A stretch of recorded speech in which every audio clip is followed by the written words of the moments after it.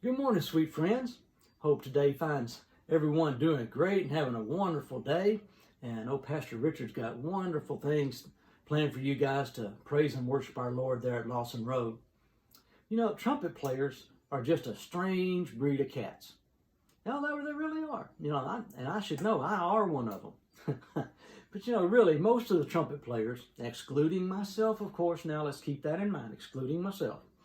Most trumpet players can be a little bit loud, aggressive, brash, even a little arrogant sometimes. An old joke in the music world goes that trumpet player comes and shakes your hand and says, "Hi, I play trumpet. I'm better than you are." Yeah, that's the way it goes.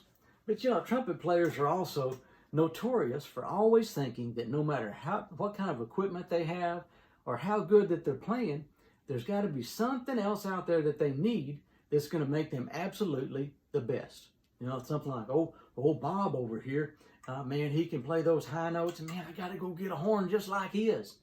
Or old Bill over on this side, man, Bill's got this mouthpiece, and man, he can play some mellow and cool and groovy on it. Ooh, dog, if I had one of those, that would put me over the top. But the problem is guys like that, they're already good players, and they got tons of talent. They just aren't satisfied with what they have.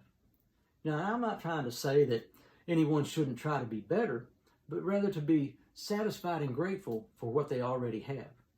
I collect trumpets and cornets, but it's not for me to be any better than anybody else. I just like to collect those things. But I had a friend that I used to play with that he would buy stuff all the time. He'd buy mouthpieces, he'd buy new horns, whatever the latest gimmick was, some kind of lip grease that he could put on his mouth to make him play better. Whatever he could to try to make him just over the top. But he never could reach that place that he was looking for. And I really think that the problem was that he was just never satisfied. Never satisfied with what he had. But to me, that's just not being grateful. It's one of those, well, I guess this will do, but it's not what I really want kind of attitudes. He was happy sometimes, but he was just never satisfied. Now, the Bible tells us in Philippians 4:19 that God will supply all of our needs through Jesus. Now, it doesn't say all of our wants, but all of our needs. Now, there's a big difference there, isn't there?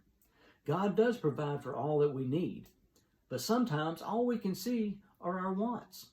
That used to be called, from where I was raised up, keeping up with the Joneses. There's an old Greek saying that says, now I'm going to read this so I don't forget anything. It says, "He is a wise man who doesn't grieve for the things he doesn't have, but rejoices for the things that he does have." Now that pretty much breaks down another saying that Tammy and I have that says, "Gratitude turns what we have into enough." And boy, I think that just says it all. If we're grateful for everything that we have, no matter what it is, great or small, it's going to be enough. God does bless us in so many ways, but are we grateful? Or do we always want more? I think that having Jesus fill our hearts will keep us forever grateful, and He will fill us with a song in our heart.